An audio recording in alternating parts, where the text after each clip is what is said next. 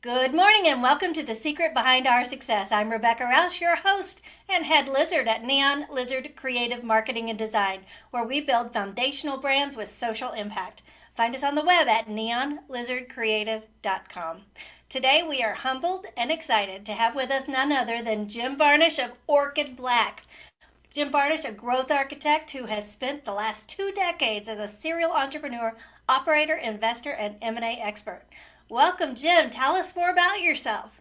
Thanks, Rebecca. Thrilled to be here. And I love the premise of your show, mixing cutting edge innovation with general humility, I guess, and intellectual honesty. I feel like you're spot on in knowing that we must always push the boundaries of the way that things have always been done. So really happy to be here. Thank you. Okay, well, I gotta say that because I am Neon Lizard, and the number one question I get is where did I get my name? I am intrigued by yours. So, what is Orchid Black, and why did you come up with that? Yeah, awesome. So our former name was Morgan Hill Partners, which was this stodgy old formal, attorney or private equity sounding name. And, Uh, it worked for a while because we did a lot of work with private equity, a lot of work with in that landscape, if you will. But at the end of the day, the firms and the companies that we served were these brilliant, innovative founders who had built an incredible business and just wanted to take it to the next level. And so we got kind of in touch with ourselves during, the adventure the world had in 1920 through COVID, and in touch with the market. And because we serve founder-led companies that are really have a lot of opportunity to grow further than they've even thought possible in many cases and exit. We've created a brand, Orchid Black, that really changes the landscape of the way things are done in the world that we live in, which is really the crossover between management consulting and investing. And as operators, as M&A experts, and as investors, we looked at the way things were being done in the industry, especially on the venture capital side, with just throwing money at companies, hoping that they grow, and in many cases having some great success with that. Right, I used to be in venture capital myself, a lot of friends in there as well. But at the end of the day, growing really fast is only part of the equation, but growing smart was the other side. And so we looked at this terminology unicorn that exists in the market around growing fast to $1 billion and having a bunch of money thrown at companies. And we dialed it back towards, what are things that not only grow smart, not only grow fast, but grow smart. And my brilliant marketing department found the rare exotic orchid, of which black orchids are the most rare, that when tended to properly can grow to brilliant heights, in fact, higher than any other flower. But they need tender nurturing and care and pruning to love get it. there. And that's Love it. Orchid Black. So that's and the black part is also this exclusive feel, and the fact that we only work with companies that are in the black or have line of sight towards being in the black or profitable. It just really all kind of merged together to be this brilliant brand that we're really excited to bring to the market. Wow, that's a really great story. That's way better than mine. Oh, I want to hear yours sometime soon, though. Oh, we'll have to do that on another call because I don't think anybody wants to hear that now. It's in all sorts of stuff. Let's see. I was going to ask you too. This is for people that are exiting, right? Maximum growth, so that they have the maximum value when they choose to sell and leave. Is that kind of what I was gathering from there?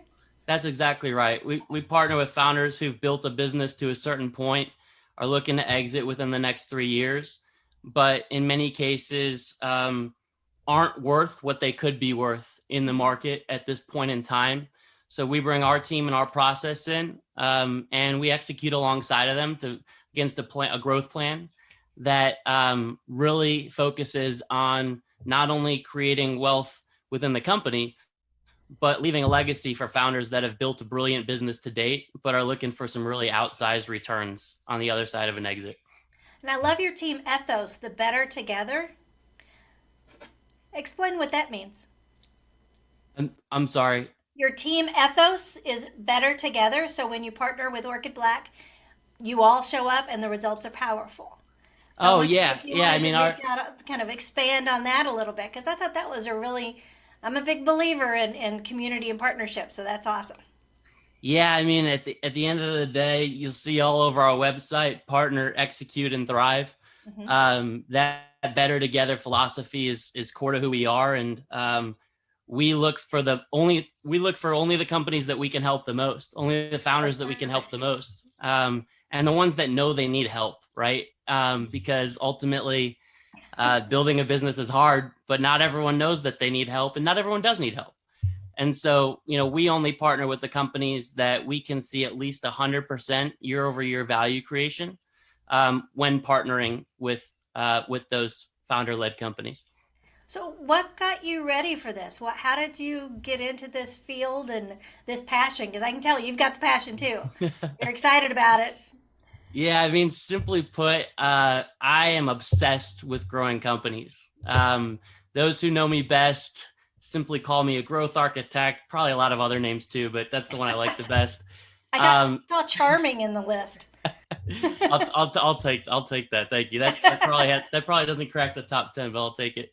All right. But that's what all this forestry and growth and all that is behind me is, right. That's Love my it. obsession. And my business story, if you will, started when I was a wee young 15-year-old lad, grinding away at the growth of my family business with not much other than a learner's permit, which I was a part of growing something really special from 40 million to over a billion in enterprise value today.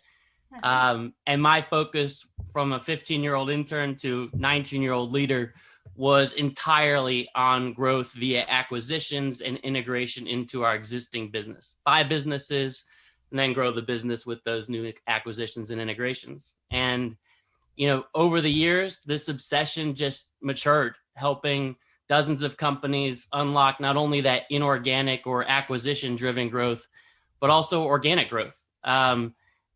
And a bunch of acquisitions, a lot of years, and an immense amount of growth, if you will, later. That's really kind of what led me to starting growth services firm Orchid Black, which is focused on helping tech forward, largely software companies, Hmm. maximize growth and enterprise value on the path to exit. Hence the background. I love it. Now, were you part of the original company, the very first one? I was, yeah. It was a few evolutions. I had a very early stage company called Startup Solutions that evolved into Morgan Hill Partners, which was now rebranded as Orchid Black. Okay, I got it. That's awesome. So, do Yeah. you have your own marketing team? Because everything I've seen of yours is beautiful. Well, I will make sure to tell them that if they don't hear it themselves. And thank you. We do. We have a wonderful, couple folks on the marketing team who have been transformational in the brand, Hmm. as well as content generation, demand generation, and would not know what to do without them, quite frankly. I They know probably what want to kill me some days, but overall, we've got a really good relationship. That's awesome. I love my team too. We have the best. We have Giphy Wars where we send gifts back and forth, I making fun love of each that. other. Very cool. It's pretty Very funny. cool. So, do you have a client success story you want to share that will impress everybody about how smart you are? Oof, well, I'll try to, I guess, impress people with how smart I am, but um, let me let me start here, which is that we are very proud to have the business model that we have, not only around growing companies, but around what our fee structure is, our performance focused incentive, if you will, which is this. You've got a lot of management consultants out there Hmm. that have their methodology. They have a great team, but they do two things wrong, in my opinion, or have opportunity in two areas. Number one is they've got this great team and this great methodology, but oftentimes they don't take it down to the execution level to actually help drive growth with companies.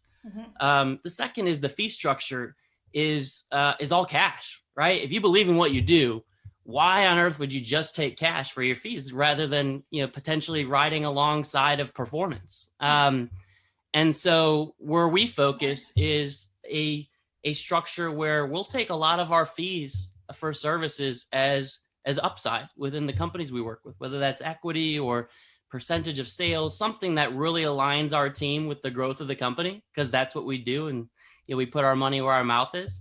And so one example, just to go back to your question, is we were brought into a fintech company by a founder who had bootstrapped his business 15, maybe 20 years even, and built an incredible business with awesome customers, but growth was just starting to flatline.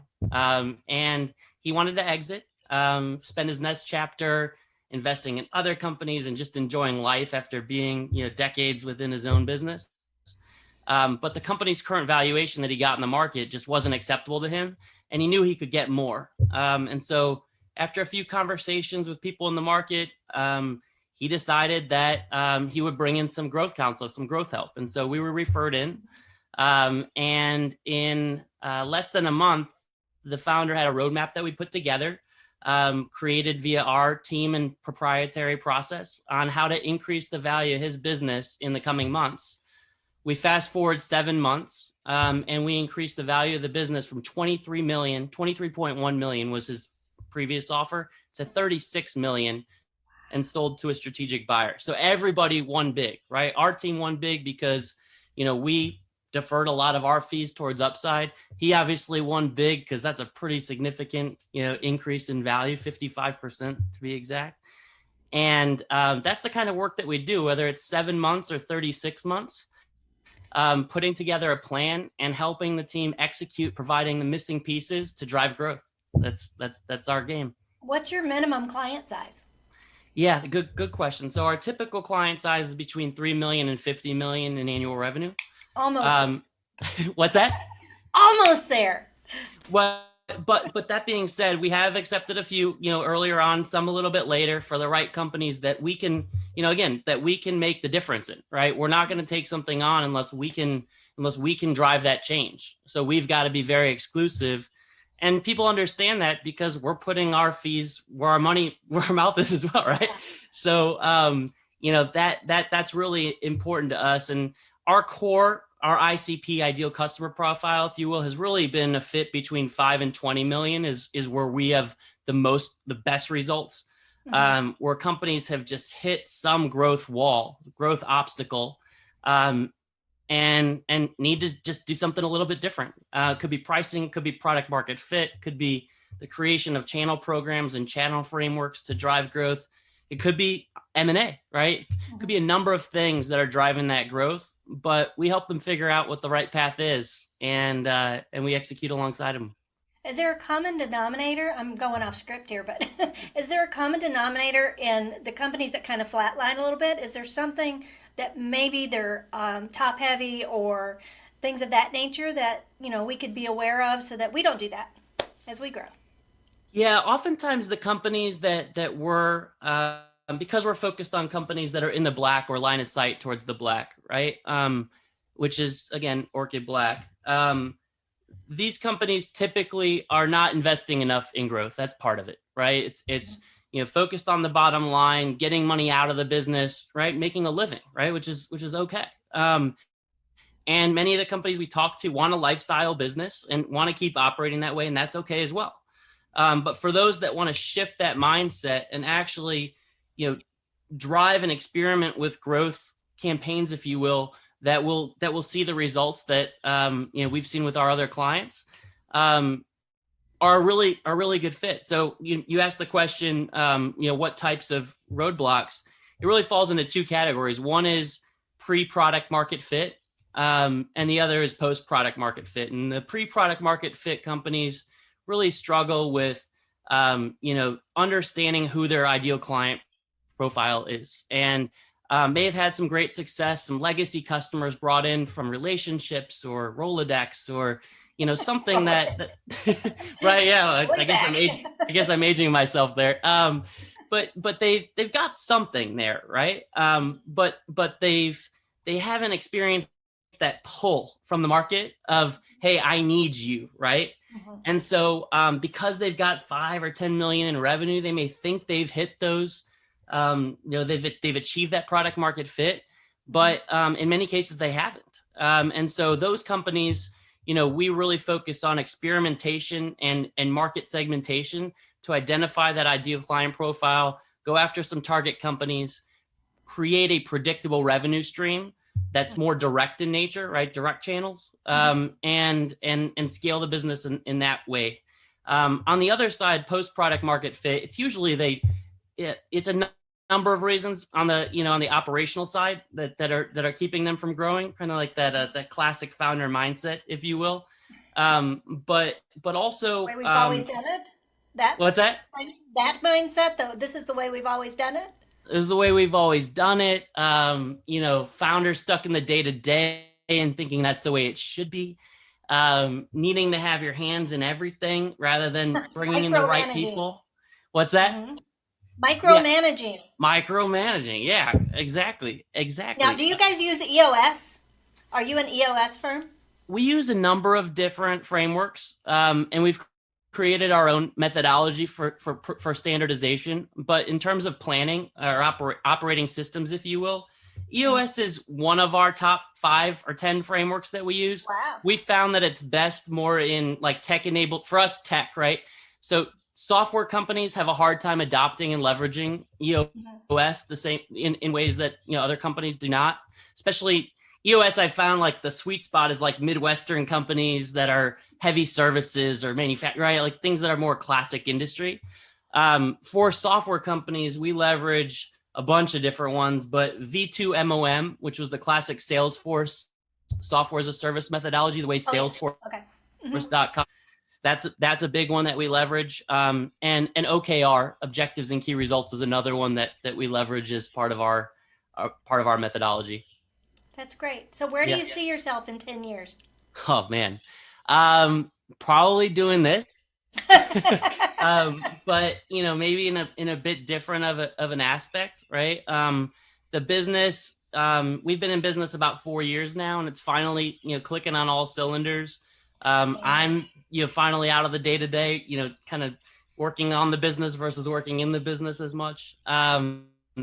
And we're eating our dog food now more than ever in terms of our own growth. And so I think, what I love about directionally where we have potential is both as an individual, founder, individual person, company, is we've got this opportunity to continue reinvesting our proceeds from exits with great companies so that we can help more founders and more founders and more founders. And that's what our business is built around, is helping grow other companies. So provided we can find the right people, because that's the hardest part, it always is, to make sure we're getting and driving the right growth with the best operators, the best M&A experts on the planet, then, the answer is continuing to help more and more founders and growing the business by helping more businesses. And you're may also sound corny. No, because you're actually, like you said, putting your money where your mouth is, because you're helping with seed founders as well, helping Tampa grow in that industry, correct? In the various industries. Yeah, absolutely. I mean, Tampa is booming from a tech perspective. I wish we did more here locally. We've got a few really great clients. Most of our work is still in bigger tech hubs, the Northeast, out west, even, the Austin area, Chicago. But yes, I love the Florida community and what we're building here. And I'm so passionate about staying here and building here. That yes, I really appreciate you mentioning that, and absolutely a big part of the equation. I was impressed. Yeah. I'm really big on that. Social impact is really important. I think, as you've probably heard in some of my podcasts that you listen to, is I just think as businesses, we have a responsibility to give back. It's our job to lead, and people need to be given back. And if you aren't, then think twice, because you've been given this blessing of a business, then use it to make the world a better place. So let me get off my soapbox here. No, please stay on. It's great. I got a question though. Yeah. You've got to have learned a single lesson, like something went sour, something went bad, something that maybe caused you to pivot. Are you comfortable sharing that? Yeah, I am. And part of it connects back to our branding and our evolution in rebranding as Orchid Black, quite frankly. I've got a lot that I can share, but let's just start there. So it was, early 2020. We're rounding out our second year in business. We had some really big wins and some great clients over our first couple of years, but it really built the business purely off of, our own Rolodex, partner client referrals, where we had caused and drove a lot of great growth in the past. But it was time for us to reharness and focus our efforts on scaling our business. And now we're experts in growing and scaling technology and product companies, right? But we are at our core a services business serving product companies, a little bit different. And so a lot of trial and error, a lot of overspend on marketing activities led to virtually no ROI. And we felt like we had tried it all, right? But email campaigns, content, active social media, raving client testimonials, right? But still not getting the results that we wanted to see from the spend that we were doing. And so by talking to our customers, talking to the market, we soon realized that the core issue wasn't our demand generation, wasn't what we were driving towards from a marketing spend perspective. It was our core brand and our core message just wasn't resonating. And so any demand generation that we did just simply wouldn't have the same effect because of that. And that was a hard lesson, right? And furthermore, I would say as part of that, we realized that we weren't really prepared to scale. And so we needed to do two things. My founder and I needed to bring in my co-founder and I, Stephen Horwitz, who I've worked with for years, needed to bring in two other partners. One was a marketing leader to take our brand to the next level. And one was a third managing partner to be our delivery and operations leader, who had a history of building services companies, scaling services companies to take our execution to the next level. So it was an honest look at looking what we're great at, right? Where we had gaps, right. And doing what we do for other companies for ourselves. And what I did not realize was that there would be a transformative journey where I probably tried to fire myself a few times and them along the way. They probably tried to fire me more times than I can count. But this incredible expertise that we brought, this transformative growth that came out of it, is what's led to us being, we're about to 4x our revenue this year because of it. That's amazing. And so it's cool, right? It was a hard journey. It was hard to admit that we had gaps and that we needed outside talent, that we didn't know it all, if you will. But at the end of the day, I'm so pleased with the results. Now, did you create a mantra, or is there something that pushed you through, a saying that you use? Oh, geez. This may sound I warned you this was coming. That's one of my things. You did. It may sound cheesy, but it's all in our company value proposition: grow smart and then grow fast. I mentioned the venture capital model. What I didn't mention is that I spent a year in venture capital, and I was selecting only the best deals that had a slight chance of being our next 100x investment, our next unicorn, right? Wow. And while I have dear friends in VC, as I mentioned, the model's a little bit flawed in many cases. It may result in some good wins, but the asset class as a whole just has opportunity. And so, I am still a partner and investor there. I still love everything that we're doing at Florida Funders. But at the end of the day, my passion was in helping the companies that weren't quite there, that wanted to not only grow fast, but also grow smart. And I had seen so many founders diluted so far down on the cap table by raising capital that it's barely even their company any longer. I mean, Would you rather own 1% of $1 billion company, a unicorn, or 75% of $100 million company by growing smarter? And to me, that answer is pretty simple, right? It's the difference between 75 million and 10 million direct to you. So, while advocating, I'm not advocating that venture capital is a bad asset class. There's just opportunity within it by bringing in a different mindset, an operating mindset, which is what we've done. So that mantra, in answer to your question, grow smart and grow fast, is everything to us, everything to me. I like that. So what would you say is the most outdated advice in your industry? I'll jump to the other stuff later. Well, we may have to talk again. You've got a lot to talk about. I love I got a lot to say. Yeah. I love it. I Not love it. you got to filter through the 1% that means the most. But Oh, so, geez, let's see here. So here's what is I've talked about venture capital. What I haven't talked about is management consulting, right? And yeah. our industry is essentially the intersection between the two, between management consulting and between investing, which VC, venture capital, and private equity kind of fall within. Now, we don't consider ourselves consultants, but that is the industry that we fall in, is management consulting. And these firms charge a retainer to interview and tell you what you already know and use a standard playbook. I was there, right? And it doesn't go to the heart of the company issue, and they get paid no matter what.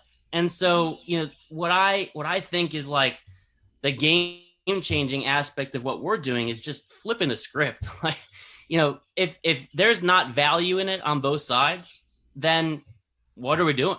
That's right. And if that value is just telling you what you want to hear, that is not our jam. We are in it to drive and make a difference and uplift and amplify companies to the next level. And so, that's why we've assembled this world-class team of founders, operators, investors, and M&A folks, driving growth, higher exits. That's it at the end of the day. Now, one thing to mention there, if that's all right, can I keep going? You can talk as long as you want, babe. So, the one thing that I've struggled with, and it may come through in my passion, is like when to take a break, right? Because starting a business is not easy, and growing a business is even harder. And growing a business while you're also growing other people's businesses is incredibly hard. So, I experienced like an incredible dark point in my founder journey, hitting my own version of founder burnout, if you will, which is it's real. It's something we don't talk about because we think it makes us look weak and we're supposed to be in charge, and you did that in 4 years? At the top. And you hit burnout within 4 years? You must have been given 2,000%. That's amazing. You had to be given all of you. Yeah, I mean, there's a version of that states that have kind of been doing the same thing I've been doing for 20 years. And so, it might have been part of that, partly that, partly the 4 years of Orchid Black. But, at the end of the day, we're human. Yes. we need to understand that it's not weak. It's that we're You're human. tired. Right? You're just yes, tired. Exactly. And, startups and companies and growth stage companies they're supposed to be hard, right? But they're not supposed to be impossible. And so you got to recognize when it's having a negative impact on not only you, but it ends up affecting your business in a very negative way, right? Especially as the team grows. And so I started to realize that 50% of this, call it game, is personal mindset. And there's a reason, especially recently, why so many, it's kind of like a disease almost, founder burnout, right? Like it is a psychological thing, that a mental tax of building a company, building companies. And, whether it be general burnout or just your Sunday afternoon anxiety, scary Sundays, if you will. Worried about Monday. Worried about Monday. Yeah. And what you're going to do and how you're going to make sure to be at 150% all the time. And so I learned to adopt more of a human and less superhuman approach, or the right mindset. Part of that was getting an exec coach. Part of that was like realizing that it's okay to take a breath. And that, this part that's a personal mindset as a founder is equally as important towards the business mindset of growing your business. I just, I feel like that is such an important part for founders to realize, for people, for humans to realize. I'm really glad you shared that. It reminds me of, when you're a new mom. You have to take time for you, because otherwise you're no good to the baby. And vice versa with the business. I've been doing the same thing. We've done a full rebrand pretty much in this past year. So I feel you on Yeah. every level because we did a pivot as well. And it's been like, wait a minute, where'd everybody go? It's because I wasn't selling. That's why I had to get out there and start all over again. Yeah. So I really appreciate you sharing that because I'm sure there's a lot of people listening to this that are going, hey, wait a minute, that's me. I'm overwhelmed. I'm stressed out. Da da da. And I'm just like you. I got coaches and I got a little piece of paper right here that says make time for yourself. So I got to remind I probably myself. need to do better about that piece of paper, but yes, well said. Well I said. love it. Okay, so now I'm going to do the ocean personality test on you. I warned Oh, you about boy. that. And I don't know if you've ever seen it before, but Vanessa Van Edwards, I see her do it, and Jordan Peterson does it. And it is just the neatest little thing. It's really short and easy. It just kind of gives people a peek into your depth of your personality. And Yeah. I'm not sure where you're going to land. Some people I know immediately. So I'm excited to see what you do. So you're going All to right. answer low, medium, or high. High meaning, yep, that's me all the way through. And nope, no, not that. Okay? So, You got it. number one is openness. If you're high in openness, you love trying new things and love having new experiences. I would say I'm fairly high in openness. I love new things. I love new experiences. Okay? Conscientiousness. What is your level when you approach organization and details? If you're high in conscientiousness, you're very organized and you love details. I like to be focused, but also leverage my creativity to drive innovation. And I can do the details, but I get really uncomfortable in them. So I would say I'm probably about a medium on the conscientious scale. Yeah, I'm medium to low. I have organization in my chaos. Yes, Extroversion. that's probably me as well. Medium to low. Yeah. Extroversion. If you are an extrovert, you thrive around other people. You just can't get enough. Probably. I'd say most people would say high, but I'm probably medium to high. I can be a fairly private person at times, but I do thrive around people and talking. So somewhere between medium and high. That's great. Okay, and agreeableness. If you rate high in agreeableness, you are likely a friendly and compassionate people pleaser. I'm probably a medium. I would say I'm pretty good at working with people, but also thrive on my own. And maybe people would say medium to low because I also definitely push the boundaries on everything I do. So probably medium You're not to the low. bear we're afraid to poke, are you? What's that? You're not the bear we're afraid to poke, are you? No comment. No, you have to ask my team on that one, but I hope I I love hope it. that's not the case. Okay, and the last one is neuroticism. Neurotic isn't bad. It just means that you worry and have anxiety, and you might get a little bit sharp-tongued at times when your stress levels are high. Probably about medium. I try to keep my composure, keep my cool, but there's definitely trying times, which is one of the reasons that I again got an executive coach.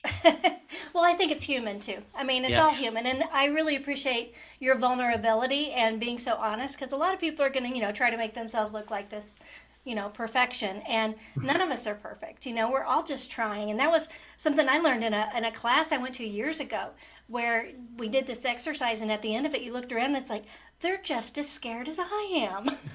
And it was just a really big eye opener that there is nothing outside our possibility. We've got to be enthusiastic about it. And people like you that are able to see that vision better than they can see it for themselves, every business person needs somebody like you in their corner. And so I really hope that they reach out to you. I appreciate that. Thank you very much. You're welcome. If someone's listening right now, if somebody says, hey, man, I really love what I'm hearing, I just happen to have $5 million. What do you want them to do next? Where do you want them to go? Do you want them to reach out personally? Do you want to, what do you want them to do?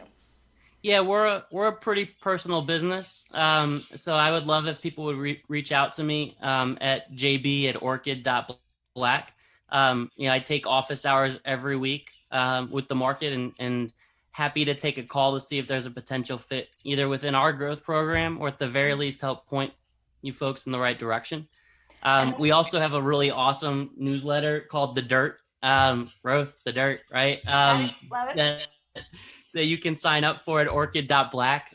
We've got incredible insights and content being developed by our team around things that matter most to growth stage businesses and in the market. And so I think those are between the newsletter and emailing me direct at jb@orchid.black.